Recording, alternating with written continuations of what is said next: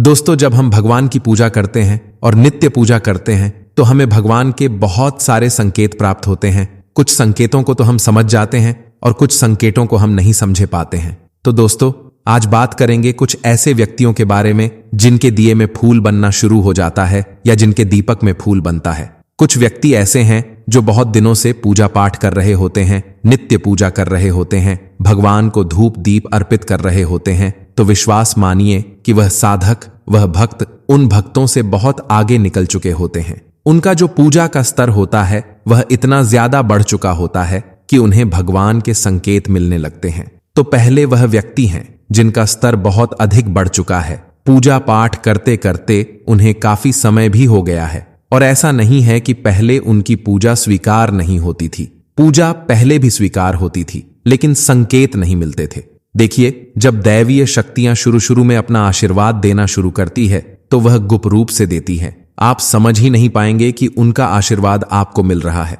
आपके कार्य बनना शुरू हो जाएंगे तो आप यह भले सोच सकते हैं कि आपका लक बहुत अच्छा था, आपकी किस्मत में सब चीजें थीं, इसलिए आपको मिल गई, लेकिन ऐसा नहीं होता है। अगर आप नित्य पूजा से जुड़े हुए हैं, भगवान से जुड़े हुए हैं, अपने इष्ट देव से जुड़े हुए हैं, तो आपको संकेत भी मिलने लगते हैं और आपके कार्य भी बनने लगते हैं। तो ये पहले वह व्यक्ति होते हैं जो काफी दिनों से पूजा पाठ कर रहे होते हैं और उनके दीपक में फूल बनने लगता है। दोस्तों, दूसरे व्यक्ति वह होते हैं जो पूजा पाठ तो पहले से कर रहे थे, लेकिन उन्हें कोई संकेत नहीं मिल रहा था।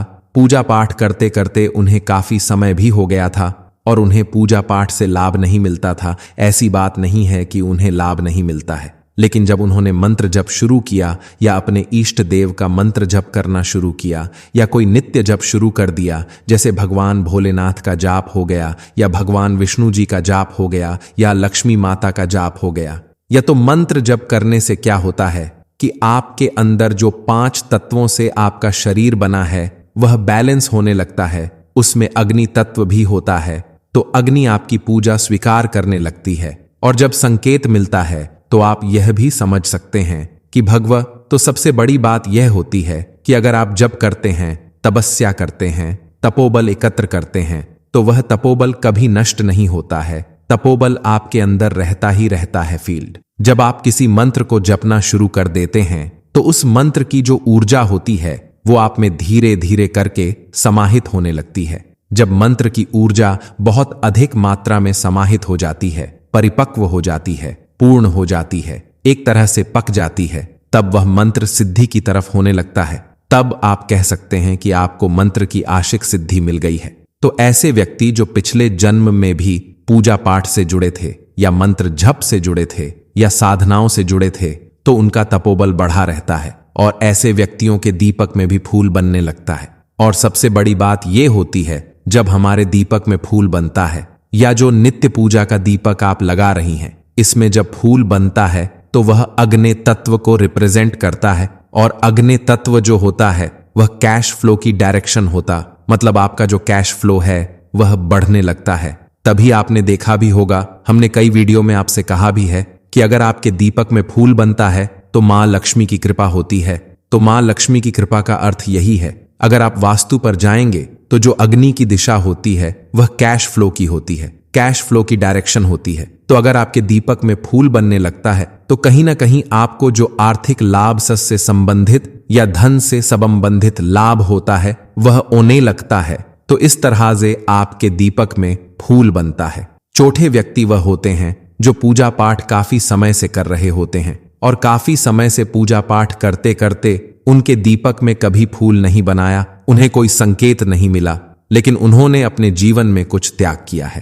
कुछ त्याग का अर्थ ऐसा होता है, मान लीजिए कोई व्यक्ति नॉन वेज खाता है और मांस मदिरा का सेवन करता है और भगवान की पूजा भी करता है। बहुत सारे व्यक्ति ऐसे हैं जो ऐसा करते हैं। और आप यह सोचिए कि जब कोई व्यक्ति पूजा पाठ करते करते कोई चीज छोड़ देता है, जैसे मांस मदिरा का सेवन करना छोड़ दिया, उसने प्रण ले लिया कि हम यह नहीं करेंगे, तो ऐसे लोगों के दीपक में भी फूल बनना शुरू हो जाता है। क्योंकि क्या होता है, जब कोई शक्ति की आराधना करते हैं तो शक्तियां उस समय बहुत अधिक प्रसन्न हो जाती है। जब आप कुछ त्याग करते हैं, आप अगर भगवान के लिए कुछ छोड़ देते हैं, कुछ त्याग करते हैं, तो दैवीय शक्तियां उससे बहुत सबसे बड़ी बात यह है, अगर आप नॉन वेज खाते हैं एक बात मेरी समझिएगा कि जैसे किसी के यहां जब मृत्यु हो जाती है तो लोग शव यात्रा में जाते हैं, शव को छूते भी नहीं हैं, शमशान घाट जाते हैं और जब लौट कर आते हैं तो बाहर ही खाते हैं और मुंहों में नीम की पत्ती डालकर कुल्ला करते हैं, तब जाकर अंदर आते हैं नहा धोकर।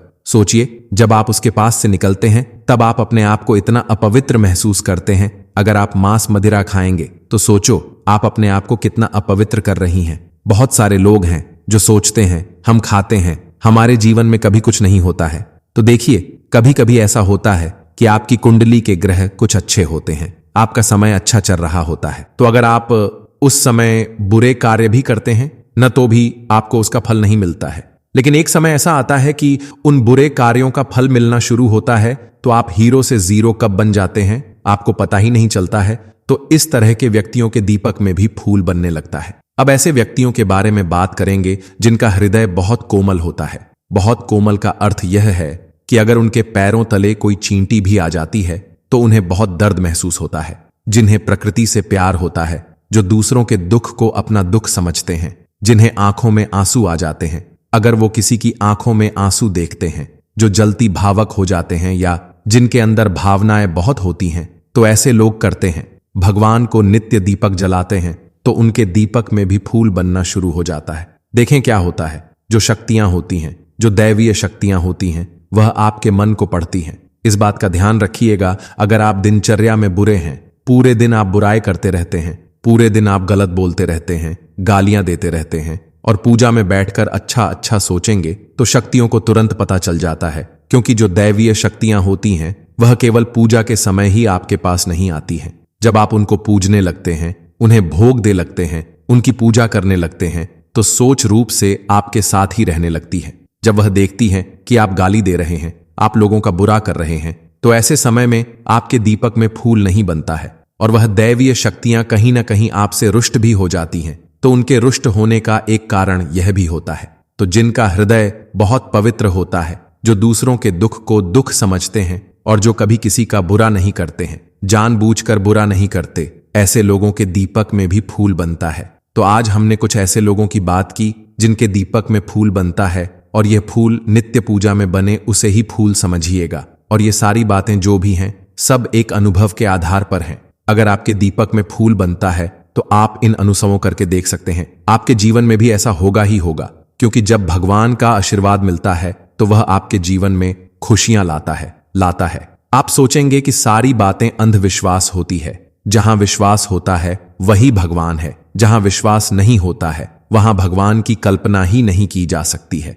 धार्मिक दृष्टिकोण से इसे एक शुभ संकेत माना जाता है। कई लोग कहते हैं कि जब दीपक की लौ फूल जैसा आकार ले ले तो इसका मतलब है कि भगवान आपके पक्ष में हैं और आपके जीवन में सुख, समृद्धि और मनोकामनाएं पूरी होने वाली हैं। अब बात करते हैं उस उपाय की जिसे अपनाकर आप अपने जीवन में धन की वृद्धि और मनोकामनाओं की पूर्ति सुनिश्चित कर सकते हैं।